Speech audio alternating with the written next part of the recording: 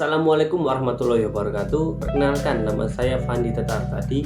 Saya mahasiswa psikologi semester 6 di Universitas Muhammadiyah Sidoarjo. Di video kali ini kita akan membahas tentang coping stress yang efektif dalam menghadapi pandemi COVID-19. Kita mulai dulu dari apa itu stres. Stres terbagi menjadi dua. Pertama ada eustress dan ada distress. Apa bedanya? Eustress adalah saat penyebab stres dapat dikelola menjadi hal yang positif, seperti dijadikan sebuah motivasi.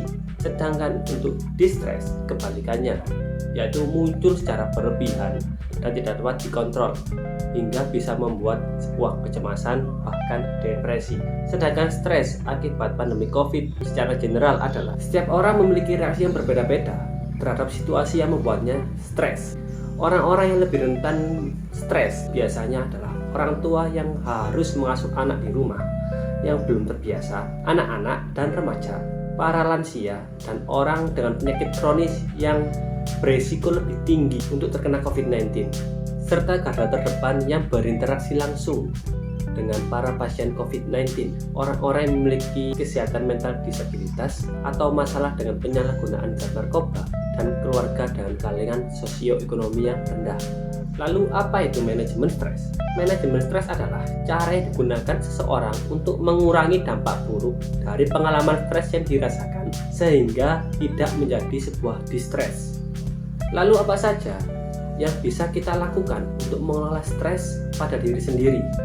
Bisa dengan upayakan tetap di rumah saja, ambil jeda dan jauhi berita negatif soal COVID-19, jaga tubuh kita, cobalah untuk makan makanan yang sehat dan seimbang, berolahraga yang teratur, cukup tidur setidaknya 8 jam di malam hari, serta jauhi minuman beralkohol dan obat-obatan terlarang. Luangkan waktu untuk bersantai, coba lakukan beberapa aktivitas lain yang kita sukai, seperti hobi kita biasanya.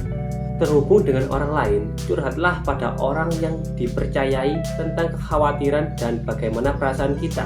Lebih mendapatkan diri pada Tuhan Yang Maha Esa dengan membaca kitab suci, berdoa, dan menyaksikan siraman rohani secara online.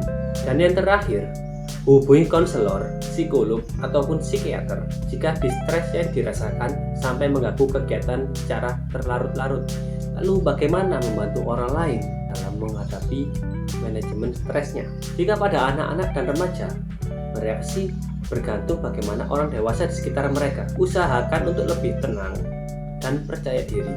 Beberapa perubahan yang harus diperhatikan oleh orang tua yaitu tangisan atau iritasi berlebihan pada anak kecil, kemunduran dari perilaku yang sudah dikuasai, kekhawatiran dan kesedihan yang berlebihan, kebiasaan makan dan tidur yang tidak sehat, perilaku lekas marah dan bertingkah pada remaja, menghindari sekolah saat diminta mengerjakan tugas sekolah secara online, kesulitan memusatkan perhatian dan berkonsentrasi, tidak tertarik dengan apapun seperti menyendiri dan muram, sakit kepala yang tidak jelas sumbernya, penggunaan alkohol, rokok, atau obat-obatan terlarang. Lalu apa yang bisa dilakukan oleh orang tua? Yang pertama, jawab pertanyaan dan berikan fakta yang sebenarnya tentang COVID-19 dengan cara yang bisa mudah dipahami oleh mereka. Kedua, yakinkan bahwa mereka aman bila tetap di rumah saja. Berikan kasih sayang dan perhatian yang lebih dari biasanya agar mereka tetap merasa aman di rumah.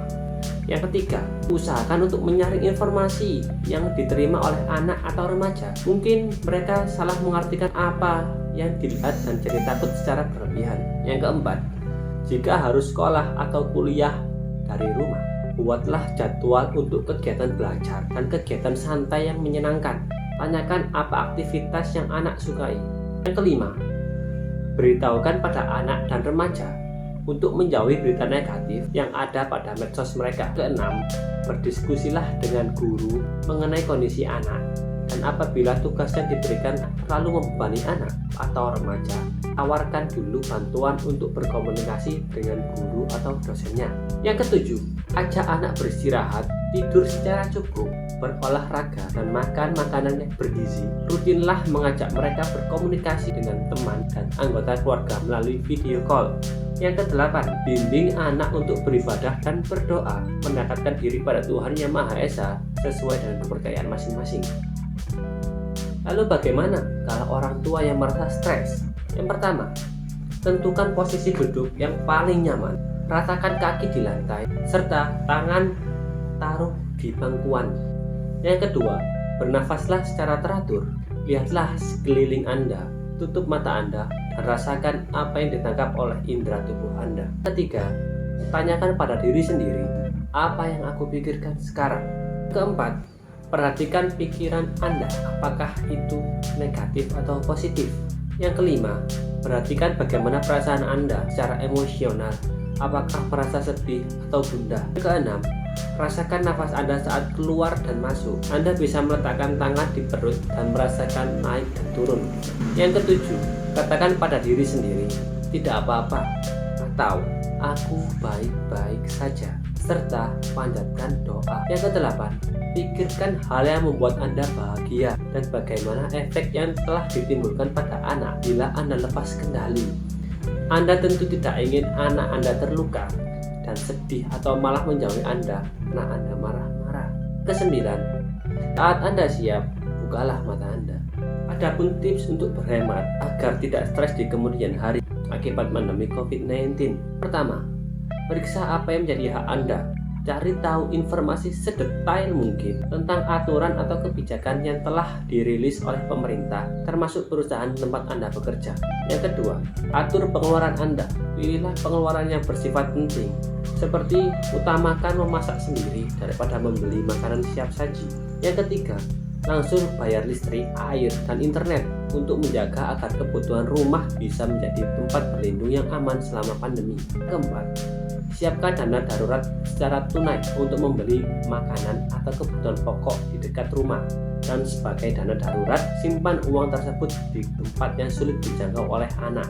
Dan selalu cuci tangan dengan sabun sehabis memegangnya. Nah, itulah beberapa cara strategi coping stress yang efektif dalam menghadapi pandemi COVID-19. Kurang lebihnya mohon maaf, saya Vandita tadi ingin mengucapkan pamit undur diri. Wassalamualaikum warahmatullahi wabarakatuh. Jangan lupa like, comment, dan subscribe.